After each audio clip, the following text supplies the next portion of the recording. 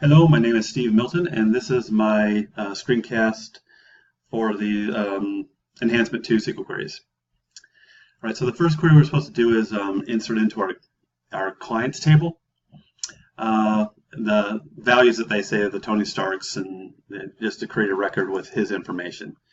All right, so here's the SQL statement for that, and it's entered into clients with all of the, update that, with the field names, and it puts everything in. So these are all the values I'm supposed to be putting in that. So you should have one value for each of the different fields. And I have 5. So if I kick that off, all right, so it successfully inserted a row. And then to validate that it worked, we just go back into it, go back into SQL, and we're going to select from clients. And we should see that one in there now. Go. Okay, so now we have our Tony Stark client in there. Tony Stark, first name, last name, email, all that stuff. So that's all there is to the first one. The next one we did was to update the client and update the client level to a level 3. So to do that, all we're going to do is an update statement. So we're going to update clients. We're going to set the client level equal to 3. In general, I don't ever like to do it this way because you always like to have a where clause so that you can limit what there is in there. But since we've only inserted one client record into it, I can get away with this. But normally I would say where client equals, or for first name equals Tony and last name equals Stark and email equals whatever.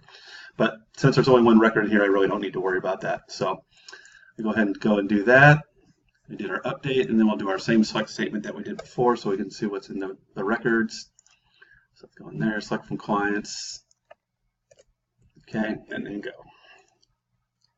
And once again, we see our Tony Stark record, except now the client level is 3 instead of 1. All right, the next one was to update the inventory name and the change description. So before, the inventory name used to be nylon rope, and then within the description we had nylon rope, and now we want to change it to climbing rope.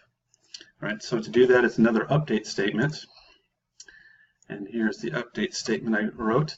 So this one here, what I'm doing is I'm setting the inventory description, I'm replacing nylon rope with climbing rope, and then in the inventory name, I'm replacing the inventory name with climbing rope.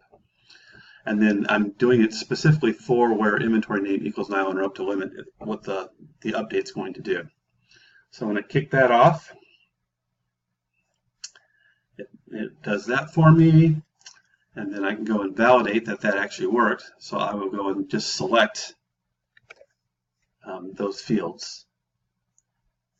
All right, so I'll do this one here. So where the M name is like rope. So this like with the percent says, well, anything that starts with or that ends with a rope for the inventory name. So that's what I'm really looking for here.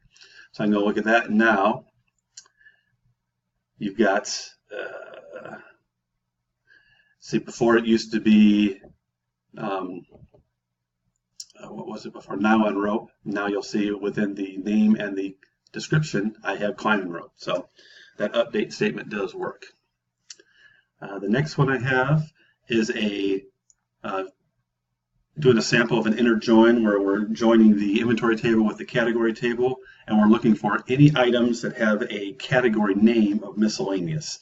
Within inventory, all you have is the category ID, which is some number or something like that. So we want to get the actual description of it to find those items that have that specific category of miscellaneous. All right, so here is the statement for that. All right, so what we have is we're selecting the inventory name and the category name.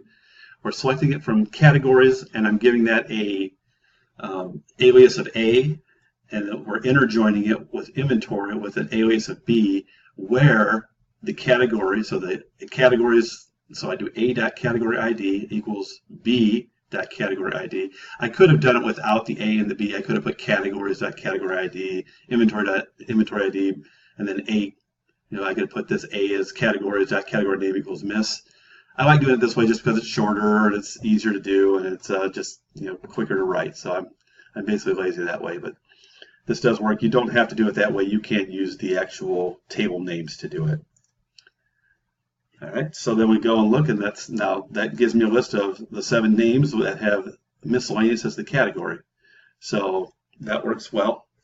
And the last one we have to do is a delete statement. So we're going to delete one record from the inventory table. So we want to delete the item number, or where the inventory name field is this, I can't even pronounce it, Koenig Seg CCX car. So what we'll do is we're going to delete from inventory where the inventory name equals Koenig Seg CCX car. All right, so let me get rid of this because we don't need this right now. I'll need this in a second so that I can validate that it worked. All right, so I'll do a go. And it gives me somewhat a warning saying, do you really want to do this, which is kind of nice. You can validate that you want to do it before they make a mistake. All right, so one row is affected. It says it's deleted it. We'll go in there and look for that same record again and see if it's still there. There we go. There are no records now that have the car at all, so it did work. All right, that's it. That was everything that we had to do. Thank you.